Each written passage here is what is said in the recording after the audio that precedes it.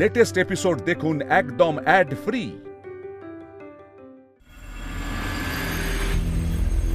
কুশল, আমি বুঝতে পারছি তোমার কোথায় খারাপ লাগছে।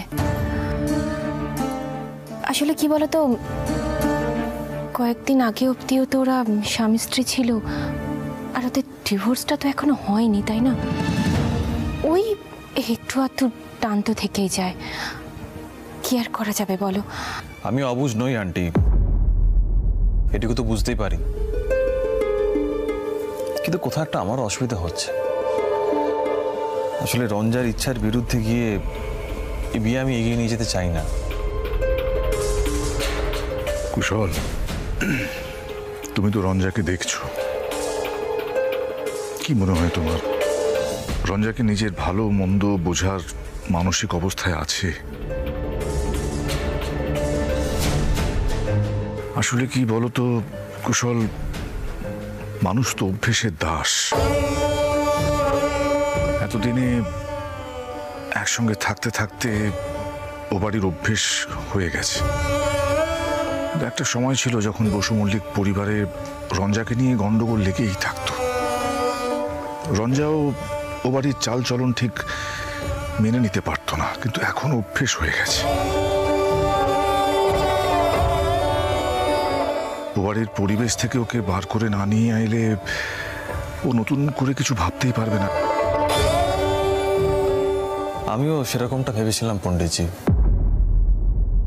কিন্তু সেটা কি আর হবে আদৌ জানি না। কুশল, তুমি চা মিষ্টি খাও তো, এত ভেবো না। ও রঞ্জাকে আমরা ঠিক সামলে নেব। খাও। আদিত্য দা, তুমি চা খাবে তো? দে, একটু দে। হ্যাঁ। পণ্ডিতজি আমি উঠি। কুশল, এত মাথা গরম করো না, তুমি চাটা অন্তত খাও। পণ্ডিতজি প্লিজ আমাকে ক্ষমা করবেন, আমি অন্তত একটু এই পরিবেশ থেকে বেরোতে চাই। আসি।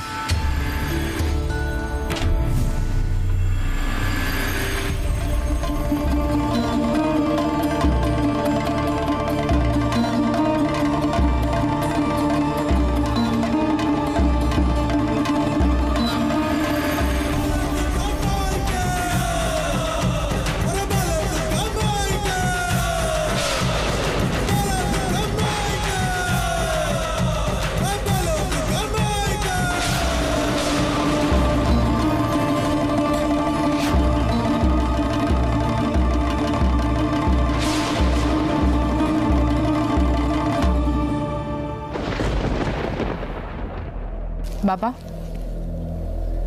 কুশল কি বলছিল গো? রঞ্জা, আমি তোমার কাছ থেকে এটা আশা করিনি। যে ছেলে তোমাকে ঠকালো, বিয়ে নিয়ে ছেলে খেলা করলো, তোমাকে এত বড় অপমান করলো হাতে ডিভোর্স পেপার ধরিয়ে দিয়ে, তুমি তারপরেও নিজে থেকে তার সঙ্গে মিটমাট করতে চাইছো, তাও আবার কুশলের সামনে। ছি ছি ছি। তোমার মান সম্মান বোধ না থাকতে পারে, আমার আছে। এরপর তুমি ও বাড়িতে আর যাবে না, ব্যাস। আদিত্যদা, মাথাটা একটু ঠান্ডা করো, শান্ত হতো তুমি। এই তোমার চা। কেন যাবে ও বাড়িতে? হ্যাঁ, কি আছে ও বাড়িতে যাবার মতো ওর? আমি সোহিনীর সঙ্গে কথা বলবো, তুমি চিন্তা করো না।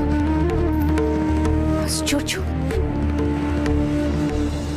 বিয়েটা ভাঙবেই। এই বিয়েটা থাকবে না, পুজোর পরেই ফয়সালা হয়ে যাবে। কেন যাচ্ছিস ওই বাড়িতে আমি বুঝতে পারছি না। ও তোর ওই শাশুড়ির জন্য। রঞ্জা, এসব বাজে আবেগ এবার ছাড়, তুই বাদ দে। তাছাড়া আমি তোকে একটা পরিষ্কার কথা বলে দিচ্ছি, কুশল এসব একদম পছন্দ করছে না। হ্যাঁ, এ বাবা, ও আদিত্যদা, কুশল তো কিছু খেয়েই গেল না। কেন খাবে বলতো? ওর জায়গায় অন্য কেউ হলে ও বাড়ি থেকে সোজা বেরিয়ে চলে যেত, যোগাযোগ করতো না। জেঠুমণি, বলছিলাম যদি কিছু মনে না করো একটা কথা বলবো। দেখো, ডিভোর্সটা তো এখনো হয়নি, আর বিয়েটা আদৌ হবে কিনা সেটাও আমরা কেউ কিচ্ছু জানি না। কুশলদা একটু বেশি নিজেকে অধিকার দিয়ে ফেলছে না? মানে এই এলেন একজন। হ্যাঁ রে, মল্লার তোর শালা হতে পারে, হ্যাঁ, কিন্তু ধোয়া তুলসী পাতা নয়। না না মা, উনি দাদার কথা বলছেন না। আমার মনে হচ্ছে কুশলবাবু একটু সব বিষয়ে বেশি অধিকার ফলাচ্ছেন। কি বৌদি, তাই তো? দোষ তো কুশলের নয় মল্লিকা,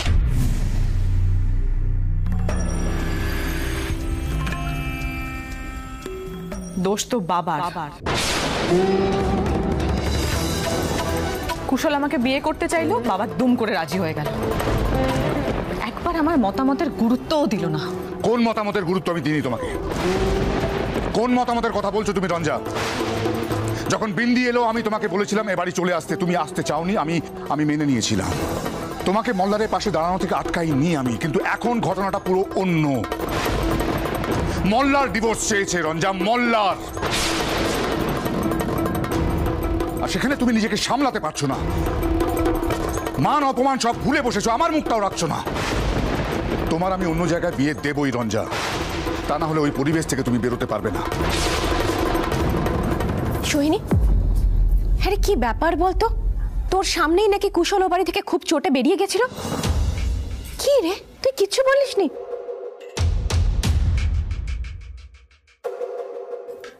সোহিনী, নিজেদের ওপর না একটু নিয়ন্ত্রণ রাখতে হয়।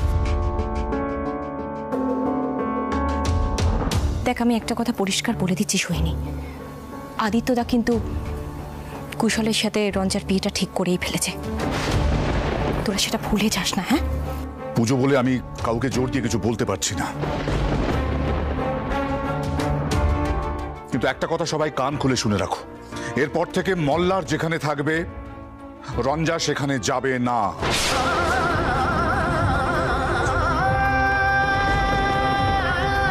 ভাই বোনেরা মিলে আনন্দ করছে, সেখানে আমি বাধা দেব না, দেওয়া সাজেও না, কিন্তু রঞ্জা মল্লারের সামনে তুমি আর যাবে না।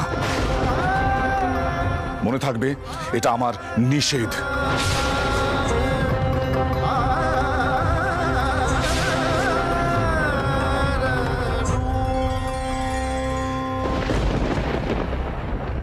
আচ্ছা আদিত্যদা, আচ্ছা আমি বুঝতে পেরেছি। আমি তোমাকে কথা দিচ্ছি আদিত্যদা, এরপর থেকে আমি পরিস্থিতি সামনে নেব। পুজোর দিনে এভাবে কেউ মাথা গরম করে নাকি বলো?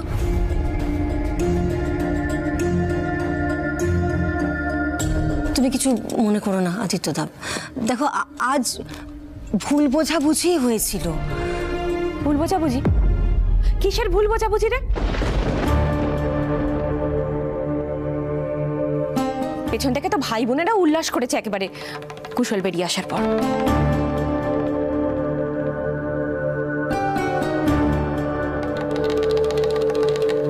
উফ ঋতু, আমি বলছি তো, এক কথা নিয়ে পড়ে থাকিস না প্লিজ। শোন, কাল ও বাড়িতে ফাংশন আছে, তুইও আসিস।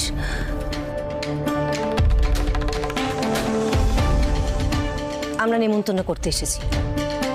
হ্যাঁ কাকিমণি, আমরা নিজেরাই নাচ গান করব। আদিত্যদা,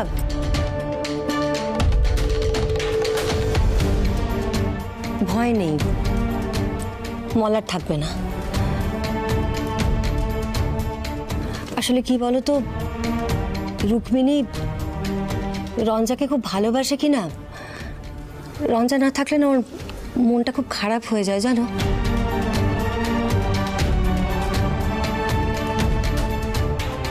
দেখো আদিত্যদা, মল্লার না হয় অন্যায় করেছে, ভুল করেছে, কিন্তু রুক্মিণী তো কিছু করেনি।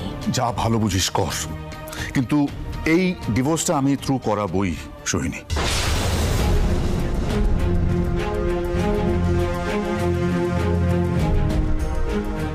এ বিয়ে টিকতে পারে না, আর কুশলের সঙ্গেও রঞ্জার বিয়ে আমি দেবই।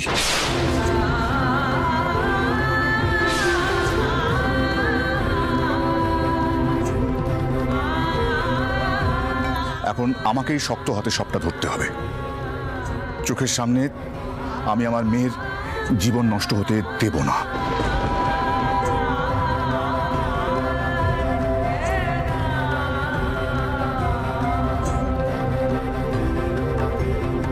আমাকে হয়তো সবাই ভুল বুঝবে মা, কিন্তু আজকে আমি একটা কথা বলবোই।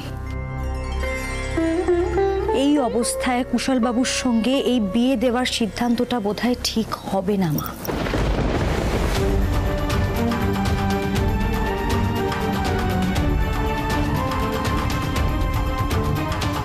আমি হয়তো ছোট মুখে অনেক বড় কথা বলে ফেললাম। এই বিয়েটা হলে 3টে জীবন ভেসে যাবে, শেষ হয়ে যাবে।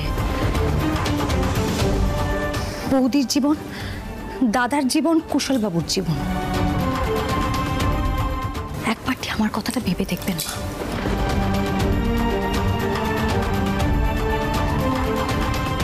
বাপ রঙ্গন, তোর বউয়ের মুখে তো অনেক কথা ফুটেছে দেখছি।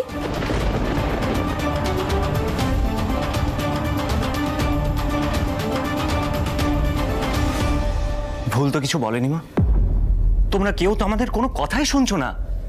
এরপর একটা যদি ভালো মন্দ কিছু ঘটে যায় তাহলে কিন্তু আমাদের আর কিচ্ছু করার থাকবে না। রঞ্জা প্লিজ তুই চুপ করে থাকিস না, যেটা বলা সেটা জোর দিয়ে বল, প্লিজ বল। এসব আলোচনা এখন থাক না রঙ্গন।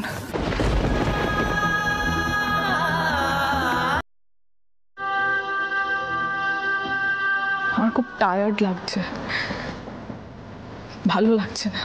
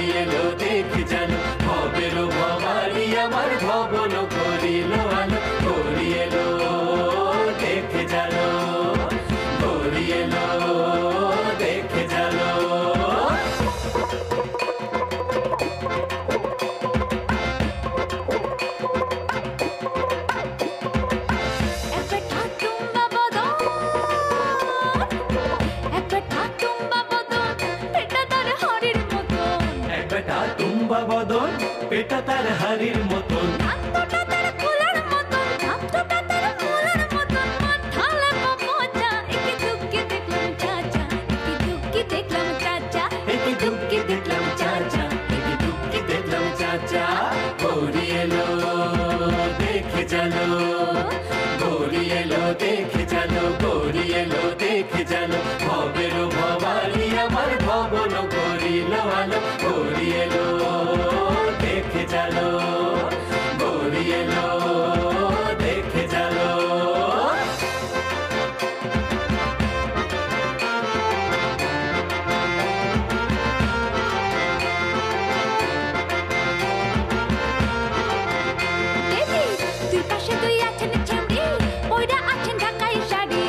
পাশে দুই আছেন ছেমড়ি, পয়রা আছেন ঢাকাই শাড়ি।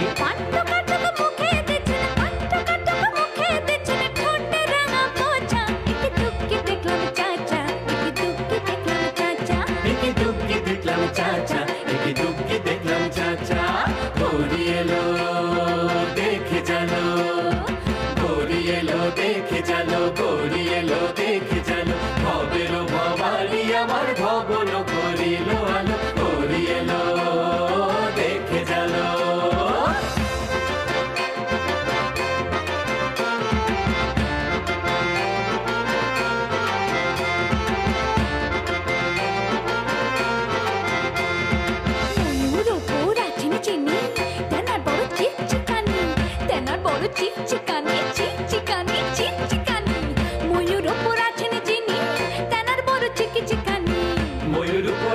যিনি তেনার বড় চিকি চিকানি, যত মজা পায়ে দিচ্ছেন, যত মজা পায়ে দিচ্ছেন, ধরতে পারছেন কোচা, একে দুঃখে দেখলাম চাচা, একে দুঃখে দেখলাম চাচা, একে দুঃখে দেখলাম চাচা, একে দুঃখে দেখলাম চাচা, গৌরী এলো দেখে জানো, গৌরী এলো দেখে জানো, গৌরী এলো দেখে জানো, ভবেরও ভবানী আমার ভবন করিল আলো, গৌরী এলো দেখে জানো, গৌরী এলো দেখে জানো। সোহিনী, তোর মনে আছে পিলু প্রথম এই গানটাই সুরমণ্ডলে এসে গিয়েছিল? মনে নেই আবার? আহিরের সঙ্গে কেমন একচোট হয়ে গেছিল বল? সেই আহির এখন আমার বৌমাকে চোখে হারায়, বুঝলি?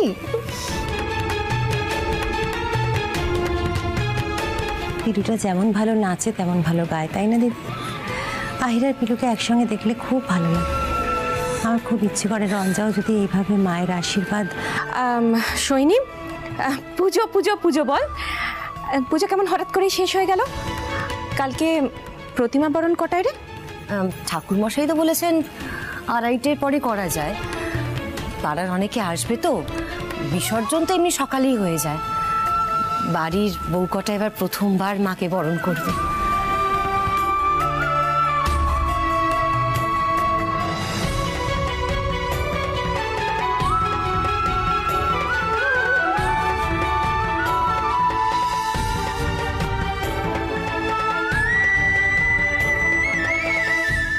আমি জানি তোমাকে কেউ এদিকে আসতে দেবে না, কিন্তু রঞ্জা আমি চাই যে মায়ের বরণের সময় সবার সঙ্গে তুমিও থাকো। আসবে তো?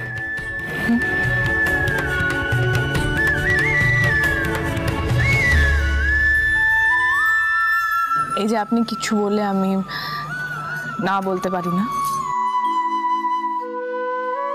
কোথায় যেন একটা সম্পর্ক তৈরি হয়ে গেছে।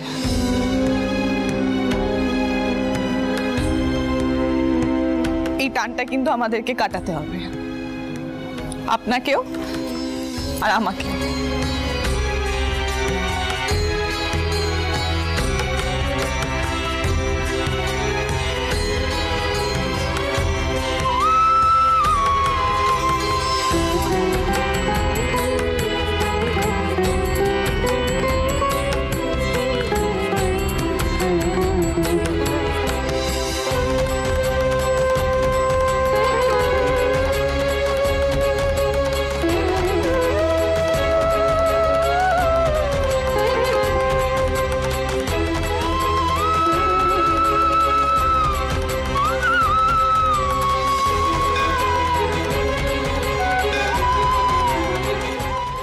মা, কাল তো পুজো শেষ, তোমার করুণা কি হবে না?